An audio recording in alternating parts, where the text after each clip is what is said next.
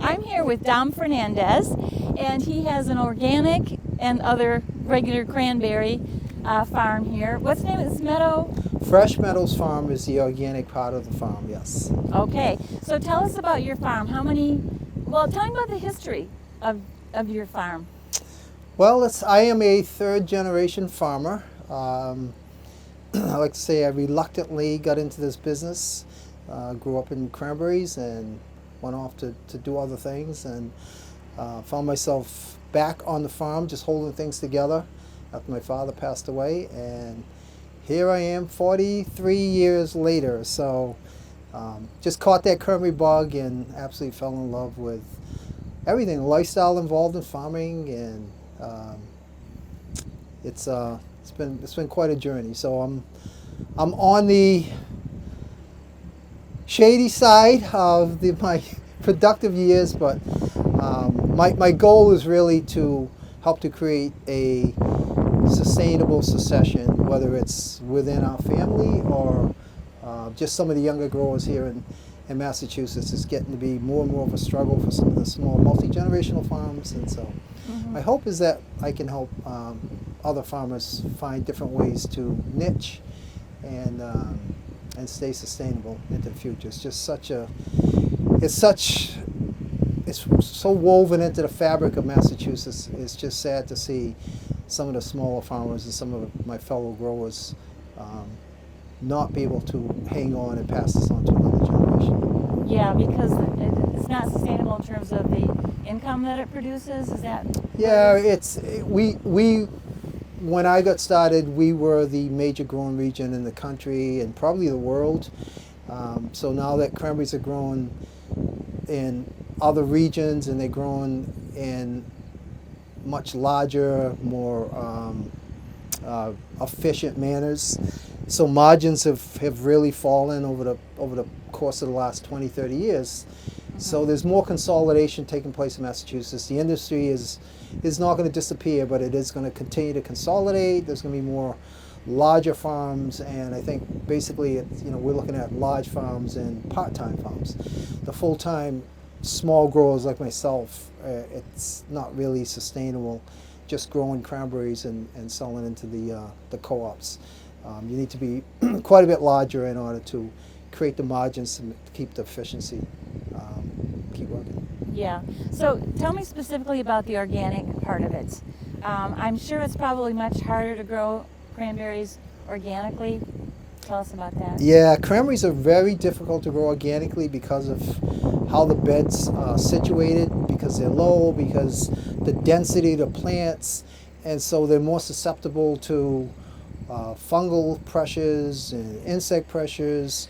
And so the numbers, the issue with growing organic is the numbers get really low. I mean, I joke about it. I mean, we grow them and the bugs take their share and the fungus takes its share, and then we get left what's left over. But I just think it's a great marketing tool. I always have been intrigued with organic, and up to this point, we've been able to make the business model work. So, but the only way you can do it, you can't really grow organic traditionally, like I don't feel, and like growers, typically we grow and we sell into handlers. So we've been able to make this a kind of a full vertical integration where we grow them and we handle them and we sell them, and it's been a fun process. But it's very labor intensive, it's costly, and so we have to continue to evolve kind of our business model in order, I hope, to keep Fresh Meadows alive and beyond my generation. Right.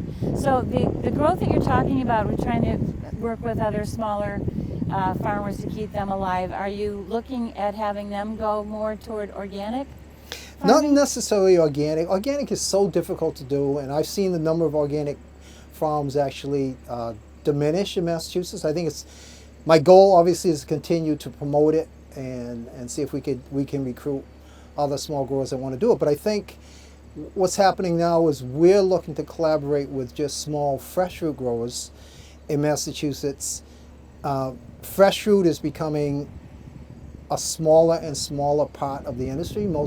Everything in Massachusetts now is done like this. It's wet harvested across the world. The country and the world is pretty much a wet harvest. But the fresh harvest allows us to create an identity for Massachusetts fruit. It's the only way. Once you wet harvest and it goes into the water, it gets intermingled with fruit from all over the country. So for us to kind of create our identity, we need to dry pick it and find a way to get it into the market as Massachusetts grown. And so my hope is that we can find enough of the small growers who are still doing fresh fruit, even if it's conventional, and kind of find some mutual advantages. We're trying to create the ability to handle more of the fruit, and some of the things that we've done with Fresh Meadow Farms, I think will translate also into some of the conventional farms also. But the key is to promote kind of our heirloom varieties. It's not even just the cranberries, it's a story. There's so many multi-generational growers here in Massachusetts. Everybody has a story. I think we have a special fruit if we can pick it and mark it as Massachusetts fruit. So yeah, I'm excited to see if I can put together a kind of a contingent of small growers and we can get into the marketplace and promote Massachusetts and promote, some of the varieties that are really unique to this area and have been here since, the settlers first found them growing here on the coastline. So that's great. And when you say fresh fruit, the fresh fruit is always picked dry. Is that correct? Typically, fresh fruit, if you went into a marketplace and you bought a bag of cranberries, it was picked dry. And that was what distinguished fresh fruit from anything else that's picked wet. If you pick it wet, it's going into sauces and SDCs and juice and so forth. But now if you go into the marketplace, that's not always the case. In other growing regions, they found ways to actually what they call a wet dry pick. It's a much more efficient way of getting fresh fruit into the stores, so they can pick it wet, dry it, get it onto the marketplace. But biasly, I will tell you that it's not the fruit that we harvest here in Massachusetts.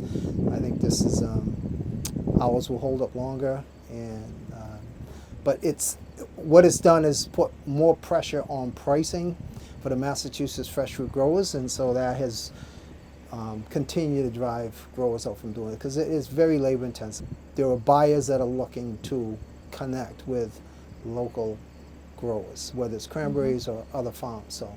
Absolutely. I think that's absolutely true, and especially with organic. I mean, I would much rather support a local farm, and especially with an organic, product, than get something that was picked in Canada and has been in a bag for a while.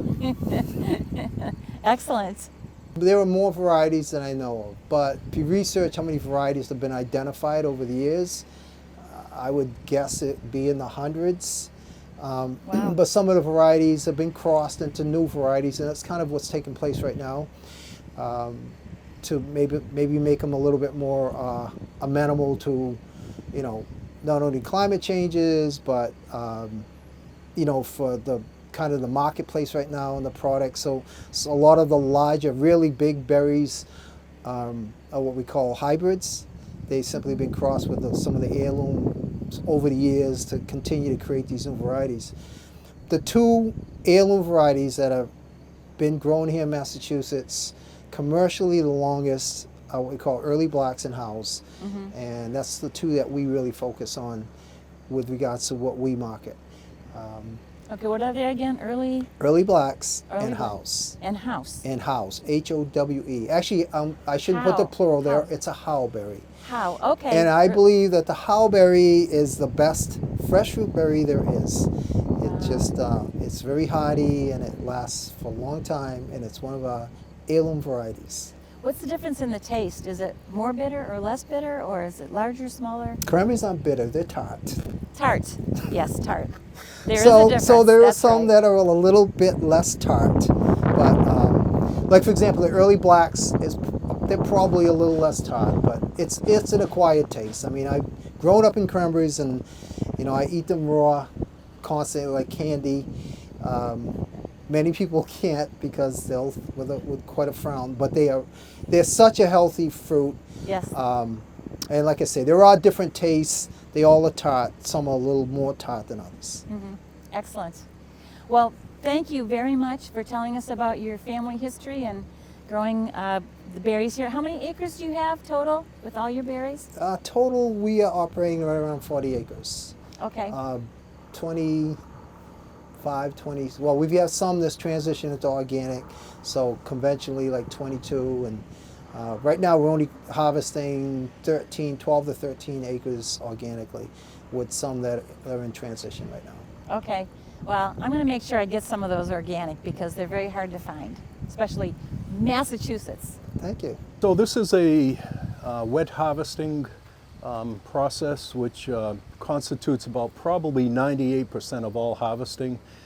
And it involves flooding the bog and bringing a machine out there and agitating the berries off of the vines. The berries are filled with air pockets so they naturally float. And then we have to go out there with these flotation booms, and we have to corral them in. And we corral them around, if you can follow me this way a little bit, a pickup box.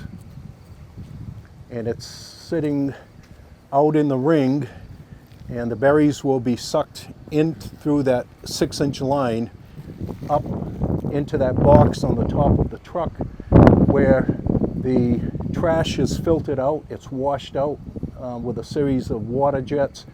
So the good berries end up in the truck, the trash ends up in this truck, and we get rid of it afterwards. And we should be able to load, that truck has berries in it now, but if it were empty, the goal is to fill that with about 20,000 pounds of cranberries in approximately 25 minutes. So it loads pretty quickly. And also to try to avoid falling in the ditch because you can disappear. So, but limited ditches. So that's what you're going to be watching soon. Thank you. Great.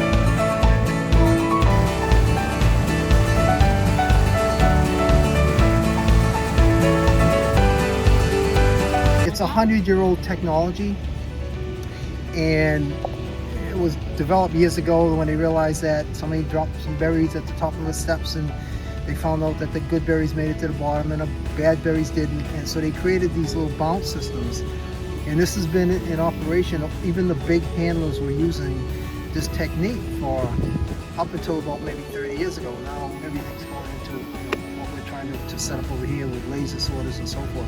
But it's really old technology. It's a very efficient way of getting out rotten berries.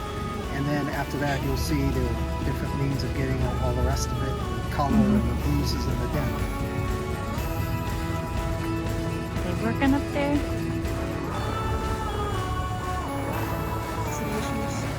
We used to do that long, what the final product looks like. I'm gonna fix it tomorrow. It's We always roll them around. we notice if there's any soft ones, like see that one there? Okay. Okay, and they go into this particular box over here near you, or you could go there. I'll be right back with you in good hands. If they're Okay. too green, like that, in the box, Okay. in the box, if they're, sometimes I'm gonna try to find a, well, Cecilia knows, if we find a real soft one, So these good ones are going down into these buckets. Yes, they go down into here. And those are the good Yes, berries. this is Alex over there. yes, it starts right there. I mean, to me, It'll come down here. I mean, I would eat any of these. Oh, yeah, me too. To Cecilia, we should have done a, that's right, Cecilia. The ones that are real white, they won't They're color gonna in be the box. Whoops. really white, or see if it's kind of, they're really green like that. Yeah, yeah, that's not too bad. That's that look, because what happens, Cecilia, you're the one that told us, when they go in the box, then we run them. These will under be a third. We'll rerun them again. Okay, we run them again. Yeah, we will rerun those again. And then after that, Cecilia, After what? after we run them again, Put in that box. oh, yes.